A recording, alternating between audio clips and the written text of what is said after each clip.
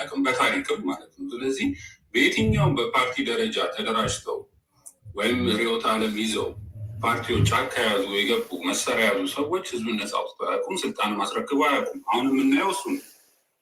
ስለዚህ አሁንም የዚህን የፋኖ የአርበኝነት ትግል ወደ ናሽናሊዝም ትግል እንዲመጣ የሚያደርጉት አሁንም ህወሓቶች ናቸው፣ በጀርባ ያሉት ኦነጋውያን ናቸው።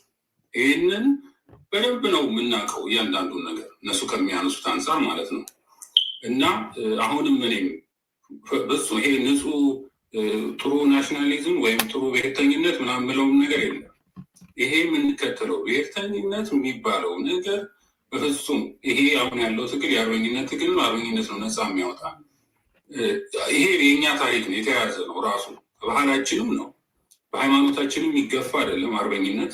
አርበኝነት ደግሞ በራሱ ፖለቲካ ነው ወይም ስርዓተ መንግስት ነው። ምክንያቱም ይሄ ስርዓት ነዋ ተጽዕኖ ያለው በስርዓት እኮ ነው የተሰራው ይሄ ነገር ሁሉ። ወይም የአማራ ጥላቻም የኢትዮጵያዊነት ጥላቻም የመጣው እኮ በስርዓት ነው። ስርዓተ መንግስት ህገ መንግስት ቀርጸው እኮ ነው ያስቀመጡት። ስለዚህ ይሄን በራሱ ማፍረስ በራሱ ትግል ነው። ይሄን መጣር ራሱ በራሱ ፖለቲካ ነው፣ ስርዓተ መንግስት ነው። እና የመጡት ሰዎቹ ፋኖ የፖለቲካ መሪ የለውም፣ ፋኖ የፖለቲካ ድርጅት አይደለም ብለው ፕሮፓጋንዳ በመንዛት ከዛ በኋላ የፖለቲካ ድርጅት ሲመጣ ራሱ ትግሉን ለመከፋፈል ነው፣ ሌላ ምንም ዓላማ የለውም። ስለዚህ ይህን ነገር አሁንም ቢሆን አሁንም ወደ ፖለቲካ ፓርቲ ለመቀየር የሚደረገው ጥረት ወይ ለናሽናሊዝም ብሔርተኝነት እያሉ የሚያደርጉ ጥረት ከንቱ ልፋት ነው፣ የትም የሚያደርስ አይደለም። አሁንም ፋኖ አርበኝነት ነው። ምልክቶቹም የሚታየው መገለጫውም የአርበኝነት እንጂ የብሔርተኝነት አይደለም። ለዚህ ነው ኦነግና ህወሓት በሚዋጉበት ጊዜ ይዘርፉ ነበር፣ ሴቶችን ይደፍሩ ነበር፣ ምርኮኞችን ይገሉ ነበር፣ ይዘርፉ ነበር። ፋኖ ግን ይሄን አላደረገም። ከየት አመጣው? ይሄ ከአርበኝነት ባህል ነው እንጂ የናሽናሊዝም ባህል አይደለም። ናሽናሊዝምማ ዘር አጥፊ ነው። የጀርመን ናሽናሊዝም አይተናል፣ የፋሽዝም ናሽናሊዝም አይተናል፣ የህወሓትን አይተናል፣ የኦነግን አይተናል። እነዚህ ሁሉ ጨፍጫፊዎች፣ ገዳዮች ናቸው። ግን የፋኖ ትግል የአርበኝነት ትግል ነው፣ ህዝባዊ ትግል ነው። በዛም ነው መቀጠል የሚችሉት። አሁን ተደነባብሮ የመጣው የፖለቲካ ፓርቲ ቅርጻት ይዞ ለመሄድ የተፈለገው ነገር በጣም ትልቅ ስህተት ነው፣ የትም የሚደርስም አይደለም። ስለዚህ አሁንም ቢሆን በማን ይሄ ነገር በጀርባ እንደሚመራ በደንብ የታወቀ ነው እና ስለዚህ አሁንም ህዝብን ነፃ የሚያወጣ አርበኝነት እንጂ እንትን አይደለም። ይሄ ናሽናሊዝም ወይ ብሔርተኝነት አይደለም፣ ሊያደርግም አይችልም። ቋንቋውም ራሱ አማራ ይህን ቋንቋ ያውቀውም ግዕዝ ነው፣ ግን ትግርኛ ተናጋሪዎች ናቸው ይህን ቋንቋ ይዘው የመጡት። በሌላም ቋንቋ የተተረጎመ ነገርም የለውም፣ ግልጽም አይደለም። በእርግጥ ያው እነ ተስፋ ገብረስ ጊዜ በደንብ እንወያያለን። በዚህም የተዘጋጀ ሰነድ ስላለ በደንብ በዛ ላይ መወያየት እንችላለን፣ አንድ በአንድ እያነሳን ማለት ነው። በጣም ጥሩ ነው። አዎ ብሔር የሚለውን ቃል እኔ መጀመሪያ ያየሁት የተስፋ ገብረስላሴ የሚያሳትማቸው መጽሐፎች ዘብሔረ ቡልጋ ይላል። በዛ አውድ ዘብሔረ አክሱም ምናምን ከዛም በፊት ያሉ መጽሐፎች ላይ ቤተክርስቲያን መጽሐፍ ላይ ዘብሔረ ምናምን ይላል። ያ ቦታን ስፔሲፊክ አካባቢን ቡልጋ፣ አክሱም ምናምን እያለ ነው። ኢትዮጵያን ደግሞ ብሔር ነው የሚለው ሀገር ማለቱ ነው። እግዚአብሔርንም ስንተረጉም ብሔር የሚለውን ቃል ዓለም ሰማይና ምድርን የሚታየውና የማይታየውን ሁሉ የፈጠረ ለማለት እግዚ ጌታ የዓለማት ሁሉ ጌታ ብለንም እንተረጉማል። ሌላም ትርጉሞች አሉት። በግዕዝ ውስጥ ሀገር ብሎ ነው የሚተረጉመው። በቋንቋና በቦታ ወስነው ደግሞ የሆነ ኤሪያ የተወለዱበትን ኤሪያ ሰዎች ለብሔረ ቡልጋ ለብሔረ አይ ዶንት ኖ ወሎ እንደዚህ ያሉ ሊገልጹ ይችላሉ። ወሎም ስፔሲፊክ ቦታውን ነው እንጂ ወሎ ብለው እንዳሁን በክፍለ ሀገር ሳይሆን የሆነ ስፔሲፊክ ቦታ ሊገልጹ ይችሉ ይሆናል። ወደ ፖለቲካው ሲመጣ ግን እንዳልከው ነው፣ በጣም አስቸጋሪ ነው። እንደገና ከኮሚኒዝም ጋር ተያይዞ የተነገረ ነገር ነው። ከባህላችን ስንለይ ትርጉሙንም እያጣ የሄደ ነው። እነ ማን ነው ይሄ ቅድም ያነሳው ኢትዮጵያ ብሔር ብሔረሰቦች እስር ቤት ዋለልኝ መኮንን ያነሱት ነገር አሁንም ከዚህ ከኮሙኒዝም ኮንሰፕት የመጣ ነው።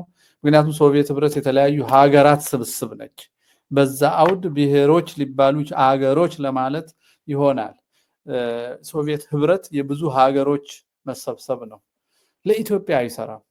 ኢትዮጵያኖች እርስ በርስ ተዋግተው ሊሆን ይችላል። በመስፋፋት ጊዜ የኦሮሞ መስፋፋት ጊዜ ወደ ላይ ሄዶ ሊሆን ይችላል። ሌላ ጊዜ ወደ ታች ሄዶ ግን ሀገሩ ያው ነው። ሀገራት አይደለም የተሰበሰቡት። በተወሰነ ታሪካዊ ምክንያትና በአውሮፓ ከበባ ምክንያት በእስልምና መነሳት ምክንያት ዳርዳሩ የራሱ ጠባዮች እስከ 10ኛው መቶ ክፍለ ዘመን ድረስ በርበራ ፉሊ የክርስቲያን ከተማ ነበረች። ይሄ ራሱ አህመድ ሐሰን አህመድ ነው ምናምን የሚባል ፒኤችዲ ቴሲስ ሲሰራ ያገኘው ነው። ኢትዮጵያ አይደለም ይሄን ያለው። በጣም ቫይብራንት የሆነች የክርስቲያን ከተማ ነው የሚላት። አሁንም የሶማሊያ እንዲጫፍ ቀንዷ ጫፋ ጋር ስትል ራስ አሉላ ነው የሚባለው ቦታው እና ኤቮሉሽን አለው። ከውጭ እየተዋስን እያመጣ መከራ ያየንበት ነው። ቅድም እንዳልኩት ሁሉን ነገር እንዋሳለን። ዲሞክራሲ የሚባል ቃል ከዛ በቃ እሱን ጠጥተን ሃይማኖት እናደርገዋለን። ፌዴራሊዝም በቃ እሱን እኛ ነበርንበት። ይሄን ሁሉ አይደለም እንደ ነገስታቶች ንጉሰ ነገስት አለን። እሱን እንደሚመቸን እያደረግን መስራት ነው እንጂ እንደው አውሮፕላን ተሳፍረን በምናመጣው ኮንሰፕት ሁሉ ሀገራችንን አጥፍተን ንጉስ መጥላት፣ ንጉስ ማጥፋት፣ ዘውድ ማጥፋት ያለ ጊዜው ገምግሞ መፈረጅ። በወቅቱ የህብረተሰብ እድገት እንደዛ ከሆነ ኢቭን ኮሙኒዝም እንደዛ ነው። ከባሪያ ስርዓት ምናምን እያለ እኛ ባናምንበትም ከዝንጀሮ ወደ ሰው ሆነ። ከዛ የዚህ የዳርዊንን ኤቮሉሽነሪ ቴሪ ወደ ሶሻል ቴሪ ቀይረውት የጋሪዎች ስርዓት ነበረ። ሰው ንብረት የኔ ነው ማለት አያውቅም። እንደ እንስሳ አብሮ ሁሉን ነገር ያደርጋል ብሎ ጀምሮ አንዱ አንዱን በልጦ መቆጣጠር ሲጀምር ባሪያ ያደረገ። ከዛ ፊውዳሊዝም፣ ከዛ ካፒታሊዝም፣ ከዛ ሳይንቲፊክ ብሎ ፕሮጀክት የሚያደርገው ናቹራል ሳይንስን ወደ ሶሻል ሳይንስ ያመጡት። ያን እንኳን ወስደው አብዮት ሲያፈነዱ እኛ በፊውዳሊዝም ስቴጅ ነን ብለው እድል አልሰጡንም ኢቮልቭ እንድናደርግ። ኢትዮጵያን የማጥፋት መሆኑን የምታውቀው የተዋሱትን ፍልስፍና እንኳን ተከትለው ቢሆን ኖሮ ያኔ ንጉስ መግደልና ሀገር ማፍረስ ውስጥ አይገቡም ነበረ። እና ብዙ የተወሶ ነገር ግራ አጋብቶናል ወዳጆቼ። ስለዚህ አሁን ወንድሜ እንዳልከው እኛ እንደ ኢትዮጵያውያኖች ለኛ የሚበጀንን መስራት አለብን። አይ ግን ያው አየር ላይ አይደለንም፣ ከዓለም ጋር ነው ያለነው። ከግሎባል ዓለሙ ጋር እንዴት ነው የምንነጋገረው የሚለው ደግሞ በራሳችን ጭንቅላት ማሰብ መቻል አለብን። አንዳንዱን ነገር ስላሰብን አናረገውም። ጥገኞች እየሆንን ሰዎች እየጎተቱት ሀገር መሪዎችንም እየተጎተቱ ስለሆነ ግን እሱንም ቢሆን በሀሳብ ክላሪቲ ላይ ተስማምተን በአደራረጉ ግድ የለም። አሁን እኮ የሀሳብ ክላሪቲ እና የመግባባ ክላሪቲ ሁሉ አጣን። እንደ አማራ ህልውና አይነት ትልቅ ትግል ተጀምሮ መሀል ላይ አንድ ብልጥ ተነስቶ መንገድ ያስቀይረዋል። እንዴ ሰው እያለቀ መንገድ ያስቀይረዋል። የሆነ ሰው እየተነሱ የሆነ ግለሰብ በቃ እንዴት ያለ እኮ የሚያሳዝን ህዝብ እኮ ነው። እንዴት የህዝብን ተጋድሎ ግለሰቦች ማኒፑሌት ያደርጉታል። አይዶን ነው የሀሳብ ጥራት መጥፋት ይመስለኛል። እና እሱ ማጥራት መነጋገር ጥሩ ነው። ከአክቲቪዝም እና ከዚህ ከረብሻ ያለፈ ጠለቅ ያለ ነገር መነጋገር ለትግሉ ይጠቅማል ብዬ አስባለሁ። ልክ ነው። ዋናው እሱ ነው። ምንድነው ግን እውነታውን መናገር ያለብን በኢትዮጵያ ውስጥ ዝም ብለን ሃይማኖትና መንግስት የተለየ ነው እያልን ረጅም ጊዜ ራሳችን ቢሆን በፋኖ ፖለቲካ ውስጥ እውነቱን ነጋገር ከተባለ የአማራው ቁጥር እንግዲህ በፖፑሌሽን ስናይ 82% ነው። የእስልምና 17% ነው። ፕሮቴስታንቱ 0.2 ነው። በዚህ በአርበኝነት ትግል ውስጥ ደግሞ እኔ እንጃ ፕሮቴስታንቶች በአካል ጦርነቱ ላይ ተሳተፉ ልል አልችልም እስካሁን ስላላየው ማለት ነው። ግን ፖለቲካውን ግን ማኒፑሌት በማድረግ ትልቅ ሚና የተጫወቱ ያሉት እነሱ ናቸው። እያንዳንዳቸው ሊስታቸው ስማቸው አለን እና ቀላል ሚና እየተጫወቱ አለም። ግን በአንጻሩ እኛ ኦርቶዶክሳውያን ደግሞ እየሰራን አይደለም፣ ቁጭ ብለን እየተነጋገርን አይደለም። ምክንያቱም ቢያንስ በዚህ ተዋጊው ኃይል 90% ኦርቶዶክስነት ተከታይ ነው። ስለዚህ ይሄን እያታለሉ ማኒፕሌት እያደረጉ ልክ እንደ ኦነግ እንዳደረጉ ኦነግ መስራች በምዕራብ ፕሮቴስታንቶች ናቸው። እነ ጉዲና ቱምሳ ምናምን የተለያዩ ባሮ ቱምሳ የሚባሉ እነዚህ በፖለቲካ ጀርባ ውስጥ የነበሩ ሰዎች ናቸው። ለዛውም የኦነግ ፖለቲካ በምስራቅና በምዕራብ የሚከፈል የምዕራቡ ፕሮቴስታንቱ ኃይል፣ የምስራቁ ደግሞ ናይፌሎ የእስላማዊ ኃይል ነው። ስለዚህ አሁንም እነዚህ ግን ፕሮቴስታንቶች ስናይ ማይኖሪቲ ናቸው። በኦሮሞ ውስጥ 15% ናቸው። 30% ኦርቶዶክሱ ነው፣ 44% ሙስሊሙ ነው። ግን አሁን ፖለቲካውን ማኒፕሌት ከመጀመሪያ ደግሞ እያደረጉ ያሉት እነዚህ የፕሮቴስታንት ኃይሎች ናቸው በተለይ ማለት ነው። ስለዚህ አሁንም የዚህ አማራን ትግል በአብዛኛው ማለት ይቻላል እነዚህ ፕሮቴስታንቱ ከውጭ ያሉ ግንኙነትም ስላላቸው ሊሆን ይችላል በጣም መጽሐፍ ከመጽሐፍ ጀምሮ ማኒፕሌት እያደረጉ ያሉት ይሄ ናሽናሊዝም ማለት ነው። ለእነሱ ይሄ ሃይማኖት ነው።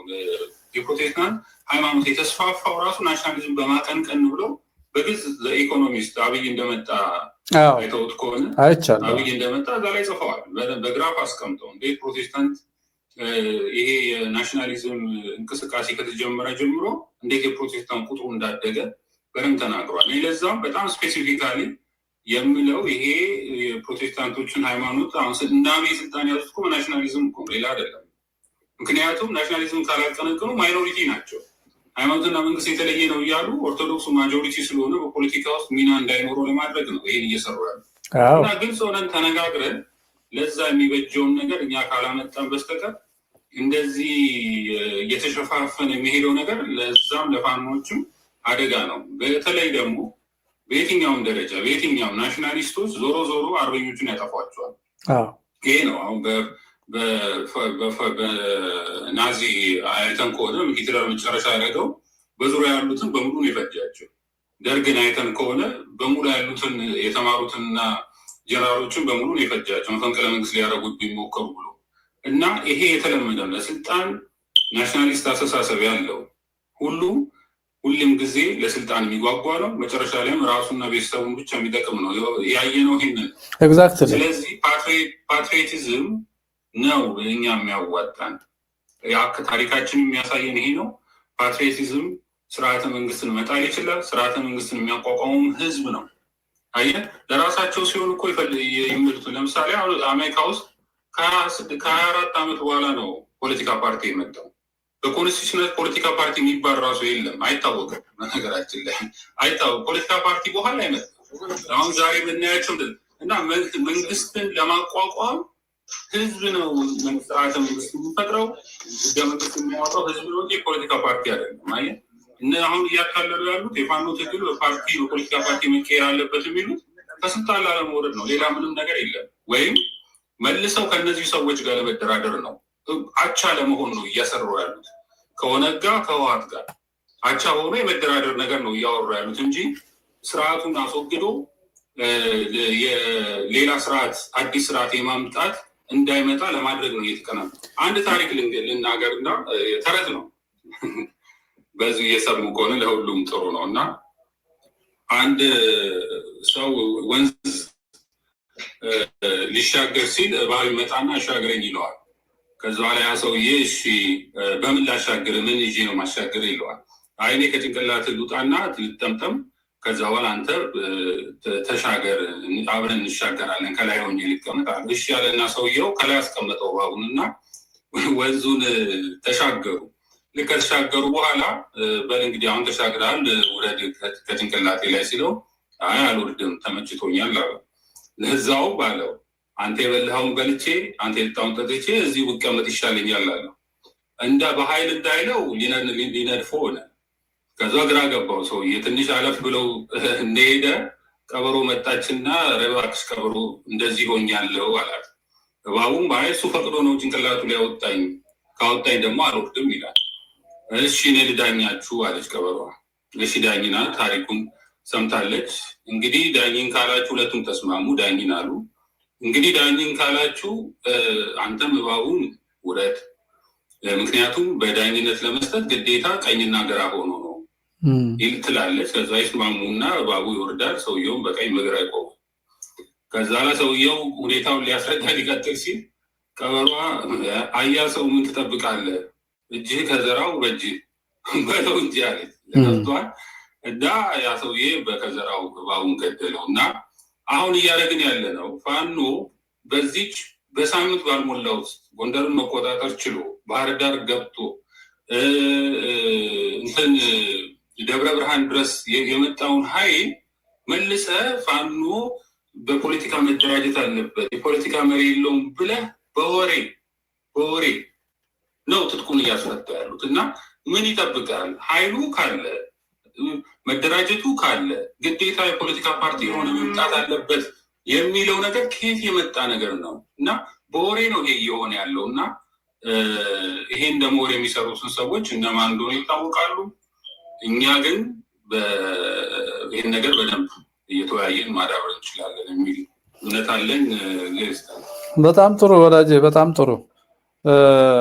እኔ አንድ የሆነ እንትን አርጉመንት አለኝ። አርጉመንት ማለት እንግዲህ ከብዙ ጋር ሰው ጋር ያልተወያየውበት ዝም ብዬ በሐሳቤ የማሰላስለው ማለት ነው። የህልውና ትግል የሚባለው ነገር ተፈጥሯዊ ነው ብዬ ነው እኔ የማምነው። ምክንያቱም ማንኛውም ህይወት ያለው ነገር ራሱን ከአደጋ ለመከላከል ሁሉንም ነገር ያደርጋል፣ እንኳን ማሰቢያ ያለው የሰው ልጅ ማለት ነው። እና አማራ ከዛ ሁሉ መከራ በድንገት አብይ አይኑን አፍጥቶ ፊት ለፊት የማጥፋት ሙከራውን ያየ ጊዜ ነው የተነሳው። መነሳት ተፈጥሯዊ ነው፣ ከየትም ነው የሚነሳው። የግድ ማኒፌስቶ መጽሐፍ፣ ሴራ መጎንጎን፣ ከውጭ ጠላት መወዳጀት እንደሌሎቹ አያስፈልገውም።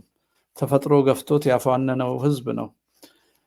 ትግሉ ሲራዘም እና ሰዎች አስተያየት ከዛም ሲበዛበት የራሱን ግልጽ አቋም ማሳየት ነበረበት ባይነኝ እኔ።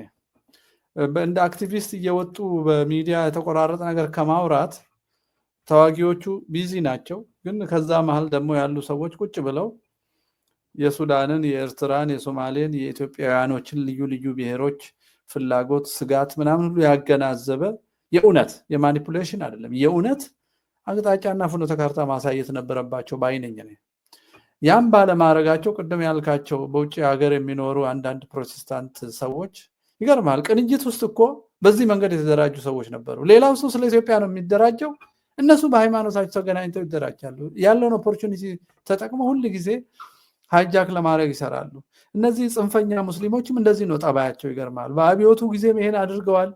ለውጥ ሲመጣ ሲስተማቲካሊ ንጉሱ ሲወድቁ እነሱ ስለ ኢትዮጵያ አይደለም ስለ መሬት ላራሹ አይደለም ያነሱት እኛ እንደ ሃይማኖት ተጨቁነናል ነው። ወያኔም ሲመጣ ይሄንን አድርገው ነው ሲሰረስሩ፣ ምን ሲሉ፣ ሲወርሱ፣ ሲያሳድዱ፣ የብሔር ግድያ ሲነሳ ከስር ተደብቀው ሲገሉ፣ አሁን ሽርካ ሰው የሚጨርሱት እነሱ ናቸው። ዶዶላ ሰው የጨረሱት እነሱ ናቸው። ወለጋ ድረስ ከሐረርጌ ሄደው ነው ሰው እየጨፈጨፈው ያሉት ተደራጅተው። እና በጣም ሁሌ ኦፖርቹኒስቲክ ነው እና ነገርየው እንደገና ፕሮፓጋንዳ የሚመስል ይሄን እንዳያደርጉ ምን ይከለክላቸዋል? ሁሉ ጊዜ ፐዝል ሆናለሁ። what is wrong with this people? ለምንድን ነው ሚዲያዎች በሙሉ ዛሬ ማረከ ዛሬ ደመሰሰ? ኳስ አይደለም ይሄ ሰው እየሞተ ነው። ልክ የእንግሊዝ ፕሪሚየር የሚፈልግ የሚመስል አይዲያ የሌለው ደመሰሰ ብቻ ሚዲያዎቹ እንዲያወሩ የሚደረገው ለምንድን ነው? ሐሳብ ለምንድን ነው የሌለው? ለምን ነው ኦርጋናይዝድ የማይሆነው የሚል ሁሌ የሚጨቀጭቀኝ ነገር አለና እንዳው መድረክ ኖሮ ከኔ የተሻሉ ሰዎችና ነገሩ የሚገባቸው ሰዎች ቢያወሩት ደስ ይለኛል። እናመሰግናለን። ሌሎች ሰዎች እስቲ ሐሳብ ጨምሩ፣ ጥያቄ ጨምሩ። ባለፈውም ገብቼ እንደዚሁ የእርሶን ኢሜል ፈልጌ ነበር። ሁለት እንትኖች አሉና እልክሎታለሁ። በምን እንደማገኝ አላውቅም። ወይም እኔን እዚህ ቴሌግራም ላይ ሰርች ስታደርግ አልገኝም። ቴሌግራም ላይ ሰርች ማድረግ ትችላለህ። ፋንታሁን ዋቄ ብለህ በአማርኛ ብትጽፍ ቴሌግራምማ አለኝ እርሱ እና ግን በምንድን ነው በውስጥ መላክ እችላለሁ? እንዴት ማድረግ እችላለሁ? የኔ ፐርሰናል አለ እኮ የምትደውልበት ከሆነ ለምሳሌ አሁን እንጨርስና የምትደውልበት ከሆነ ምልክት ይሰጣል። ስለዚህ ሜሴጅ ብለህ ፐርሰናል ሜሴጅ መላክ ትችላለህ ብዬ አስባለሁ። በዚህኛው እችላለሁ። እንደሱ ማድረግ እንችላለን። ኦኬ። አዎ ባለፈው አንስተህልኛል አሉ ሰነዶች ምናምን እያልክ ነበር። ልክ ነው፣ አስታወስኩት አሁን። እስቲ ሌላ ሰው አስተያየት የሚሰጥ ወይንም ጥያቄ የሚያነሳ ነገሮችን የበለጠ ለመግለጽ ጥያቄ ጥሩ ነው እና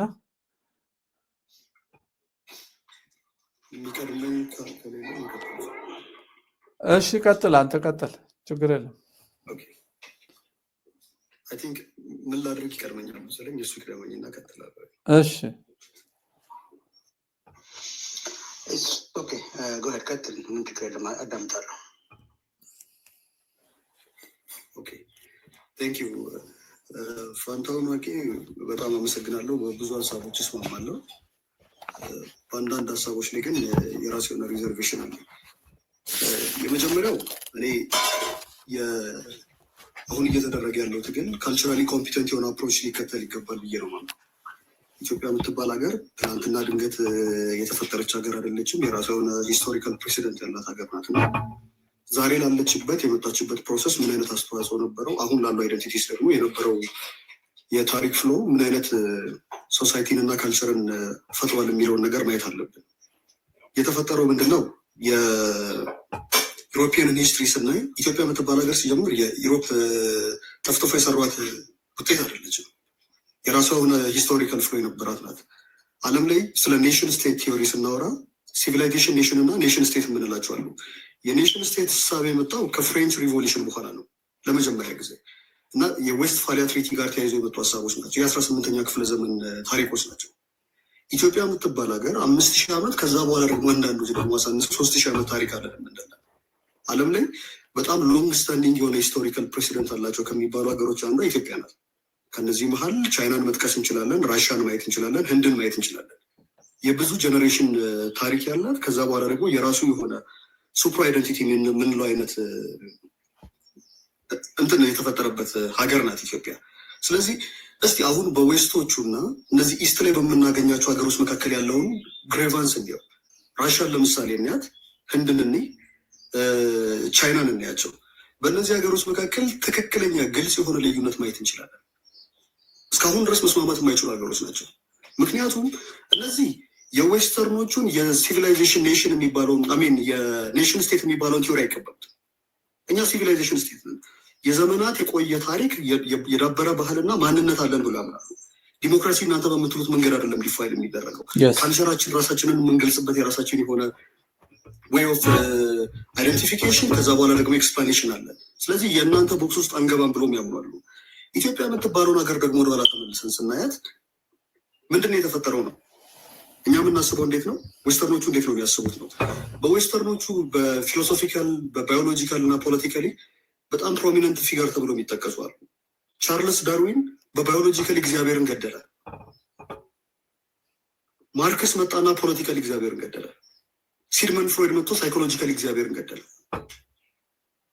የዌስተርኑ ስነ ልቦና የሚመነጨው ሄልበርት ስፔንሰር ከሶሻል ዳርዊኒዝም የሚባል ቲዎሪ ቀርቶ መጥቶ ጉልበት ያለው ጉልበት የሌለውን ጨፍልቆ መብላትና አንበሳ ዝሆን ምንድን ነው ጥንቸልን ጨፍልቆ መብላቱ ተፈጥሯዊ ነው። በመበላላት ላይ መሰረት ያደረገ ሪሶርስን ኤክስፕሎይት የሚያደርግ የሰውን ሉዓላዊነት የማይቀበል እግዚአብሔር ሰውን ፈጥሯል የሚባለውን ቲዎሪ ፍጹም ያገለለ ነው። ኢትዮጵያ እንደዚህ አይደለም። ትናንትና ወደኋላ ተመልሰ ደርግ ላይ የተሰራውን ስህተት ብናየው ካልቸራሊ ኮምፒተንት ያልሆነ አፕሮች በመከተላችን ምክንያት የተፈጠረ ችግር ነው። ስታሊን ሶቪየት ዩኒየን ላይ የሰራው ጥፋት ሃይማኖት የለም ኦርቶዶክስን ወደዛ ወደ ጎን አድርጉልኝ ብሎ ጦርነት ሲደረግ ጀርመኖች መጥተው ሲቀጠቅጧቸው ህዝቡን ለማነሳሳት ቢሞክሩ ህዝቡ ሊነሳላቸው አልቻለም። ምንድን ያደረግነው ስህተታችን ምንድን ነው አሉ። ህዝቡን የወደው ማርያምን ነው። ማርያምን ስላድኖ አምጡ በእነሱን ወደፊት ለፊት አሳያቸው። ህዝቡ ጠቅላላ ተገልብጦ ይነሳላሉ። የማርያምን ስላድኖ አሳያቸው። ህዝቡ ተመልሶ ተገልብጦ ተነሳ። ከህዝቡ ስነ ልቦና ፍጹም የራቀ ቴዎሪ ነው እየተከተልን ያለ። ትግራይ ላይ 97% የሚሆን ኦርቶዶክስ ተዋሕዶ ቤተክርስቲያን አማኝ ባለበት የህዋት ጀኔሬሽን ምንድነው እግዚአብሔር የለም ብሎ ገሎ ነው የመጣው። ከህዝቡ ስነ ልቦና ከታሪኩም በጣም የራቀ ነው። ዛሬም አማራ ክልል ላይ እየተደረገ ያለው ሴም ቲንግ ነው። ናሽናሊዝም ለኒፖቲዝም በጣም የተጋለጠ ነገር ነው። ካልቸራሊ ኮምፒተንት የሆነ አፕሮች መከተል ካልጀመርን ቪሸስ ሰርክል ውስጥ እስከ መጨረሻው ድረስ ይቀጥላል። አማራ ክልል ምንድነው እየተደረገ ያለው? ቤት እግዚአብሔር ነው ብሎ የሚያምንን ማህበረሰብ ክልል የኔ ነው ብሎ እንዲጣላ ማድረግ መጀመሪያ ተገቢ አይደለም። ይህ ቲዮሪ ሲጀምር የኛም ቲዮሪ አይደለም።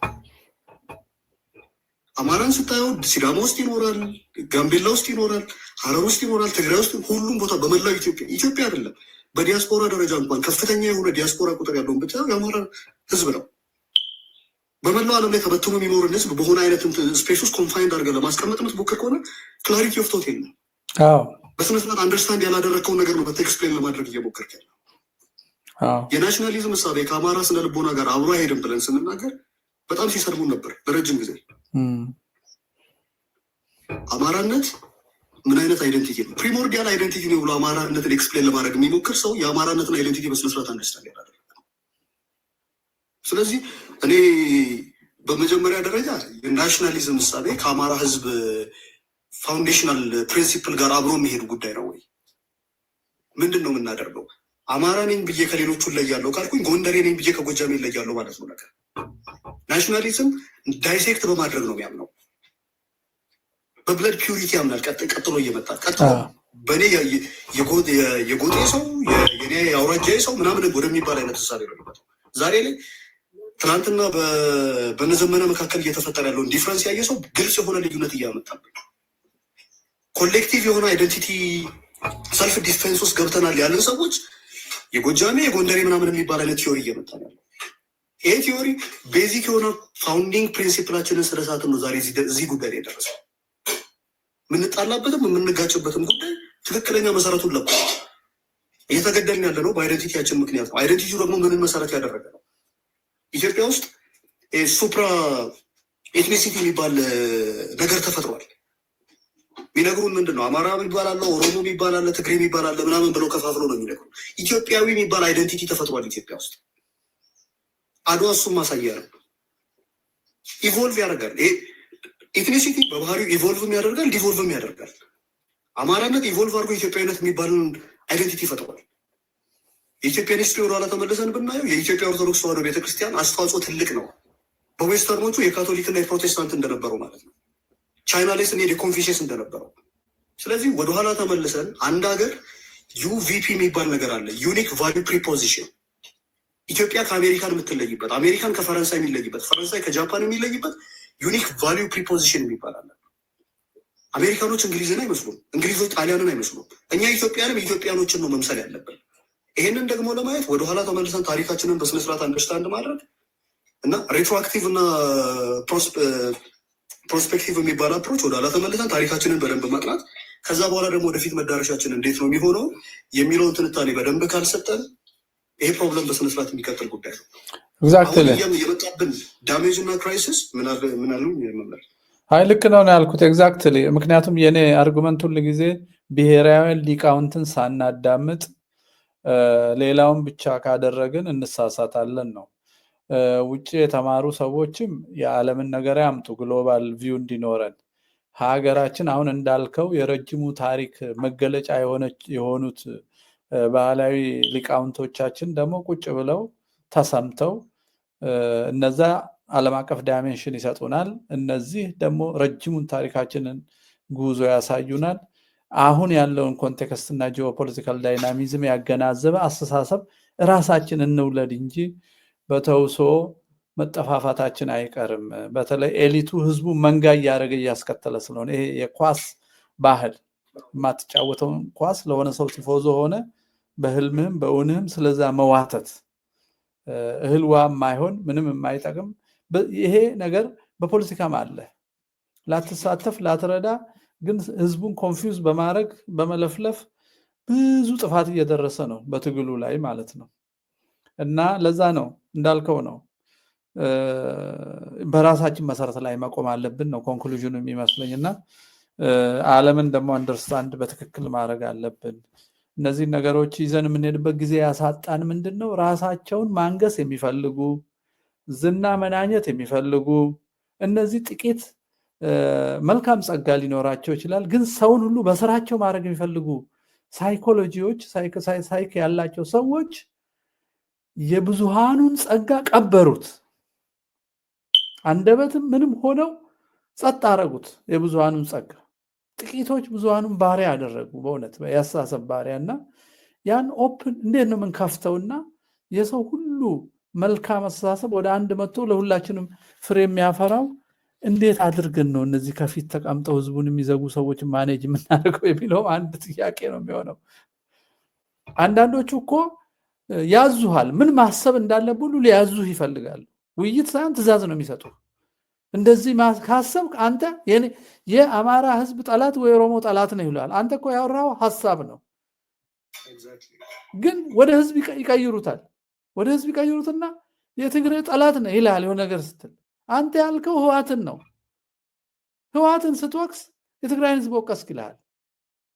ፋኖን ከወቀስክ የአማራን አንድ የፋኖ መሪ ልክ ስታነሳ እዛ ፋኖ መሪ የሆነበት ሰፈር ይጠራና እንትን ጠል ይላል። ጎጃም ጠል ወይ ጎንደር ጠል ወይ ወሎ ጠል ሊል ይችላል። ይሄንን መደበቅ ከሐሳብ የመደበቅ እና የማጭበርበር ነገር እንዴት ነው ማቆም የሚቻለው የሚለው በጣም አስፈላጊ ይመስለኛል። የሆነ ነገር መደረግ አለበት። ከሐሳብ ተደብቀው ህዝብን መንጋ አድርገው ለጥፋት የዳረጉን የትግራይን ህዝብ ከትልቁ ኢትዮጵያ ነጥለው የህዋት ባሪያ አድርገው ለ50 ዓመት ያሰቃዩት ህዋቶች ናቸው። ከዛ ስቃዩን ደግሞ በሌላ ሰው ያላክካሉ ጥላቻውን ፐርፐቹዌት ለማድረግ እና እንዴት አድርገን ነው ሰዎችን ከራሳቸው ነፃ አውጪ ባርነት ወጥተው በነፃነት አስበው ከሌላ ወንድማቸው ጋር ተገናኝተው የወደፊት ተስፋቸውን እንዲያሰምሩ እድል የሚፈጠረው? ምን ስናደርግ ነው የሚለው አስጨናቂ ነገር ነው። ኦኬ መምህር፣ የመጨረሻውን ሐሳቤን ልጠቅልልና 1 ደቂቃ ይበቃኛል። እሺ ጌታዬ። እኔ የአማራ ህዝብ ሂስቶሪካሊ የደረሰበት ጭቆና አለ፣ የደረሰበት በደል አለ። እሱን ሪኮግናይዝ ማድረግ ያስፈልጋል። ትናንትና ሲበደል የነበረ ሰው ጥያቄው መሆን ያለበት በደል ከዚህ በኋላ መቅረት አለበት ነው እንጂ እኔም ደግሞ በተለይ መበደል አለብኝ የሚል አይደለም። ስለዚህ የአማራ ጥያቄ ሪዝነብል እና በጣም ኢኩዊታብል የሆነ ዲማንድ ብቻ ሊያደርግ ነው የሚገባው። ልክ የህዋት ናሽናሊዝም ከሶሻሊስት ሀገሮች ሄዶ እንደቀዳው ከዛ በኋላ የኦነግም ናሽናሊዝም በሌላ መልኩ እንደተወለደው የአማራም ናሽናሊዝም ሌሎችን ሞዴል አድርጎ መወለድ አለበት ብዬ አላምንም። ከዚህ አማራ የራሱ የሆነ ካልቸር፣ የራሱ የሆነ ሂስትሪ፣ የራሱ የሆነ ደግሞ ሳይኮሎጂካል ሜካፕ ያለው ማህበረሰብ ነው። የዚህን ማህበረሰብ በስነስርዓት ካልቸሩን ኢምብሬስ ማድረግ የሚችል አይነት እሳቤ በስነስርዓት መሰራት አለበት ነው። ዛዮኒዝም የሚባል እስራኤሎቹ ሰርተዋል። ራሳችንን ፊት ማድረግ የሚችል ቲዮሪ ነው፣ ሀሳቤ ነው ብለው ነው የሰሩት። አማራም በስነስርዓት ለራሱ ሊሆን የሚችል ከዛ በኋላ ደግሞ ከዚህ በፊት ከነበረው ፋውንዲንግ ፕሪንሲፕል ጋር መጋጨት የማይችልን እሳቤ ሊወልድ ይገባል። ሁለተኛው እና ዋነኛው ነገር ኮረንት እና በጣም ኮንሲስተንት የሆነ ናሬቲቭ ዲዛይን ሊደረግ ይገባል። አሁን አንዱ ገብቶ የዋናው ጠላታችን ኦሮሞን ጨፍጭፈን ማጥፋት አለብን የሚል አይነት ናሽናሊስት ታያለ። ሌላ በኩል መጥቶ ደግሞ ኢኩዊታብል የሆነ ጥያቄ የሚጠይቃለ። ሌላው ደግሞ በሆነ በኩል መጥቶ የፕሮቪንሻል ኢንተረስቱን ይዞ መጥቶ የራሱን ኢንተረስት ናሬት የሚያደርግበት ኦን ዘ ኔም ኦፍ አማራ ናሽናሊዝም የሚያደርግበት ይታያል። ይሄ በጣም የናሬሽን ፍሎው በትክክል ዲዛይን ያልተደረገ መሆኑ ያሳያል። ይሄ ደግሞ ባይ ዲዛይን የተደረገ ነው። ባይ ዘ ወይ ከውጭ ሆኖ በስነስርዓት ኦርኬስትሬት እና ማኒፑሌት የሚያደርጉት አካላቶች አሉ። እነዚህን አካላቶች በስነስርዓት አንደርስታንድ ማድረግ ያስፈልጋል። ይህ ህዝብ ወደኋላ ተመልሰን 800 እና 900 ዓመት ኒውተን የሚባል ግለሰብ በስነስርዓት በማይታወቅበት ሰዓት አውሳሮስ በሚባል መጽሐፍ ላይ የግራቪቲን ህግና የሞሽን የኒውተን 3ቱ ህጎች በጠቅላላ ላሊበላ ቤተክርስቲያን ውስጥ ሄደን ማግኘት እንችላለን። አውሳሮስ የሚባል መጽሐፍ ላይ በፊዚክስ የተራቀቀ ነው። የስፔስ ሳይንስ ላይ ጥናት ያደረገ ነው። በህክምና በሜዲካል እንትን ላይ ትልቅ ስራ የሰራ ነው። ጀርመን ውስጥ ዛሬ በግዕዝ ቋንቋ ይማራሉ። የግዕዝ ቋንቋ በፒኤችዲ ደረጃ ይሰጣል። እኛ ግን የማይረባ ታሪካችንን በጠቅላላ የምንጸየፍ ህዝቦች ሆነን ተፈጥረናል። ግሪኮችን ወደኋላ ተመልሰን ብናያቸው የዛሬ 3000 ዓመት የጣዖት አምልኮ ውስጥ የነበሩ ሰዎች ናቸው። የጣዖት አዳራሾቻቸው ዛሬም ድረስ ተቀምጠው ይጎበኛሉ። የቱሪዝም ሚንሶቻቸው ናቸው። ዛሬ የኢትዮጵያ ኦርቶዶክስ ተዋሕዶ ቤተክርስቲያንን ኢምፕሬስ ለማድረግ ኦርቶዶክስ መሆን አይጠበቅም። እኔ የእስልምና ቫሊዎችን ለመናገር ሙስሊም መሆን አይጠበቅም። ፍሮም ቱሪዝም ፐርስፔክቲቭ እንኳን ብቻ ብናያቸው ፕሪዘርቭ ሊደረጉ የሚገባቸው ቫሊዎቻችን አሉ፣ ሞኒመንቶቻችን አሉ፣ ሂስቶሪዎቻችን አሉ እና ይህ የመገፋፋት በጣም ኤክስክሉዥነሪ የሆነን አይነት ናሬቲቭ አቁመን ኢንክሉሲቭ የሆነ አብረን በሰላም የምንኖርበት ከዛ በኋላ ሀገራችንን የተሻለ ታሪካችንንም ፕሪዘርቭ ማድረግ የምንችልበት እሳቤ ያስፈልገናል። ቴዎሬቲካል ፖሲቢሊቲዎች በደንብ መታየት አለባቸው ብዬ ነው የማስበው። መምህር ፋንታሁን በጣም ብዙ ሀሳቦች እጋራለሁ። የተወሰነ ሪዘርቬሽን ቢኖረኝ ግን የመጨረሻ ሀሳቤ ይሄ ነው። የአማራ ናሽናሊዝም የሚባል እሳቤ የለም። አማራም ናሽናሊስት አይደለም። እየተደረገ ያለው ኮሌክቲቭ ሰልፍ ዲፌንስ ነው። በማንነቴ ምክንያት በብዛት እየተጠቃው ከሆነ ተሰብስቤ ደግሞ ራሴን መከላከል አለብን። ይህ ተፈጥሯዊ ፕሮሰስ ነው። በየትኛውም በሰው ላይ ሳይሆን በእንስሳቶች ላይ የሚገኝ ጉዳይ ነው። የናሽናሊዝም የፋሽዝም እሳቤን አምጥተው የአማራ ናሽናሊዝም የአማራ የህልውና ትግል ውስጥ አምጥተው ኢምፖዝ የሚያደርጉ ሰዎች የአማራ ህዝብ ጠላቶች ናቸው። በስነስርዓት ብናጠራቸው ወይ ዌስተርን ኢንተረስት ወር ደግሞ የሆነ አይነት ከአማራ ህዝብ አጌንስት አጀንዳ ያላቸው ሰዎች ኦርኬስትሬት የሚያደርጉት ነው ብዬ ነው ማስበው። በጣም ነው የማመሰግነው። በትክክል አይ እስማማለሁ። በጣም ነው የምስማማው። ምክንያቱም በዚህ በ1970ዎቹ ክሲንጀር ስለ ኢትዮጵያ የጻፈው ያቺ አንድ መጽሐፍ ላይም ወጥቷል። the line of Judah in the new world የሚለው መጽሐፍ ላይም ፕሮፌሰር ታድሮስ ቫስታል ቴዎዶር ቫስታል አስቀምጦታል። ፔጁን ሁሉ ነው የማስታውሰው ካለ መጽሐፉ ገጽ 188 ላይ አለ።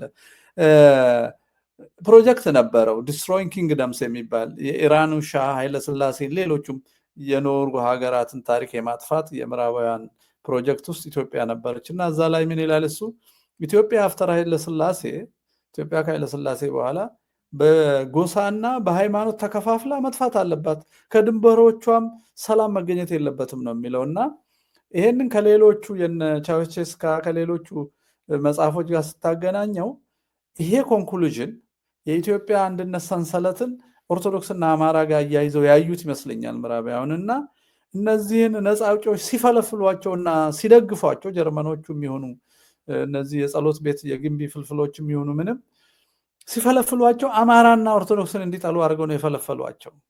እንቁላሉ እንደሱ ነው።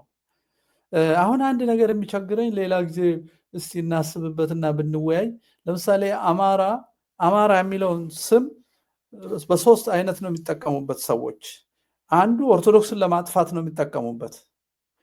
አንዳንዶቹ ግን አማራ ፐርሴ ራሱ ብለድና ደምና አጥንት አድርገው እንደ ዘር ቆጥረው የሚያጠቁት አሉ።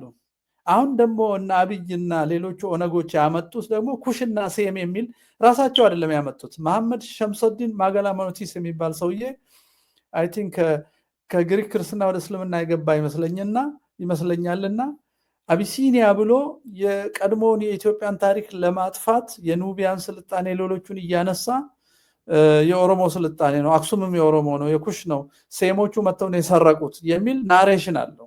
ያን ናሬሽን ኦነግ አዳፕት አድርጎታል። አሁን አብይ እሱን ፊት ለፊት ባይልም የኩሽ የሴም ናሬሽን አለው።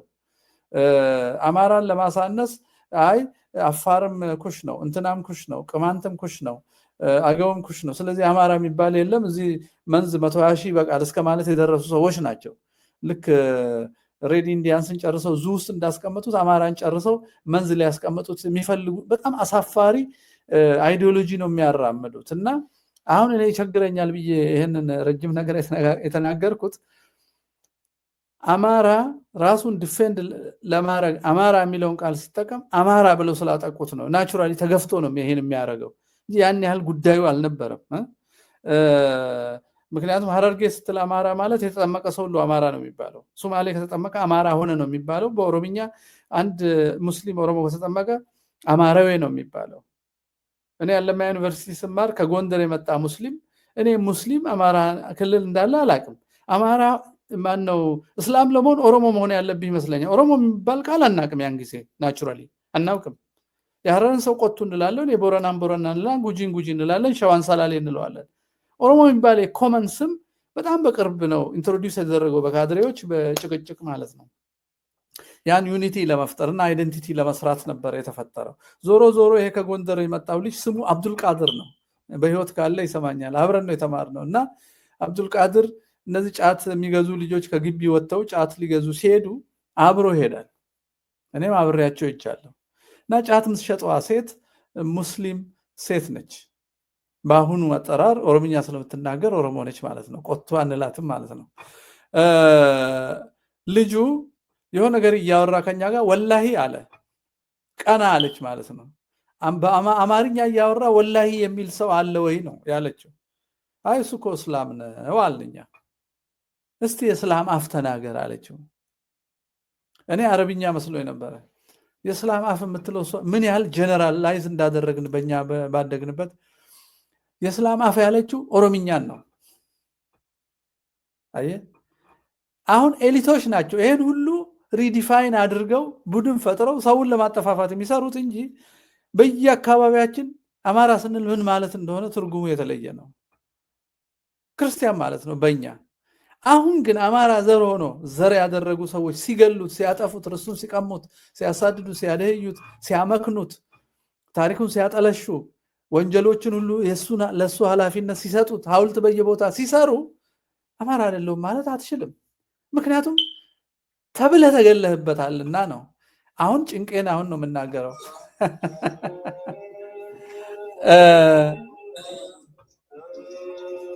ጌታ እሺ ተሳስተ ነው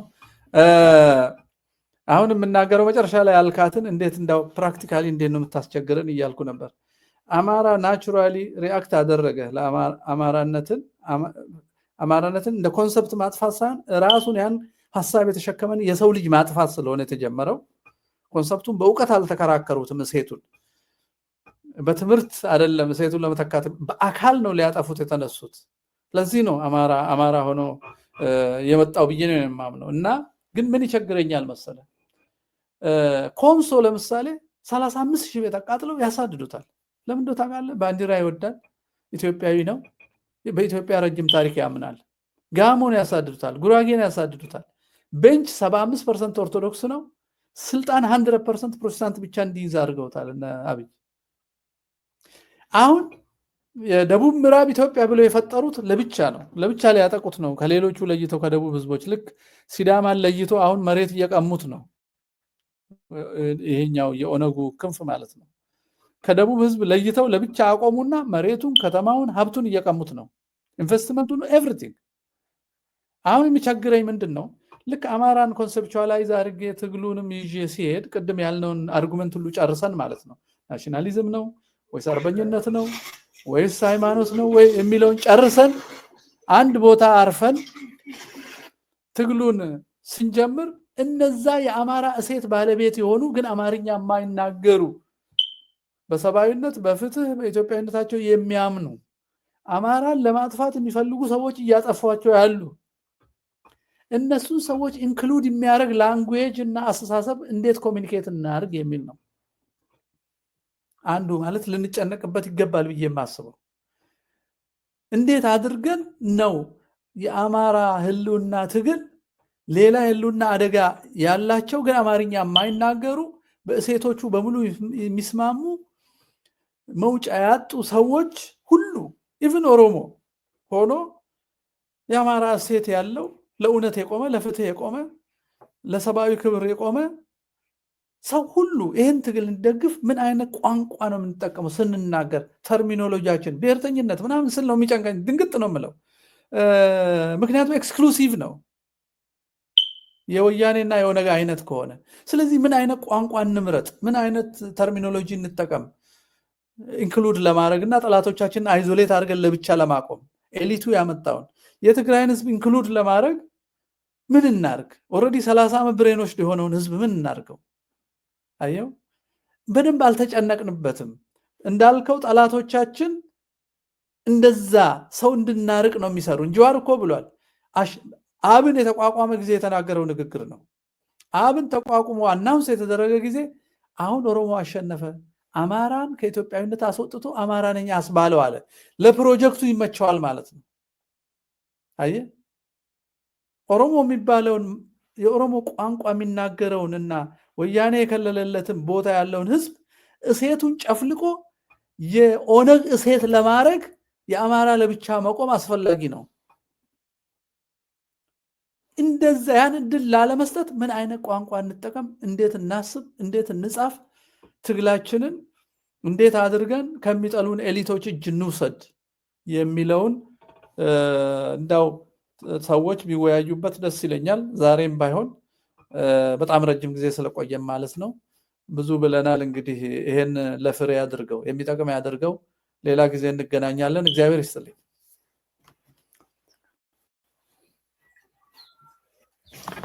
እናመሰግናለን መምህር።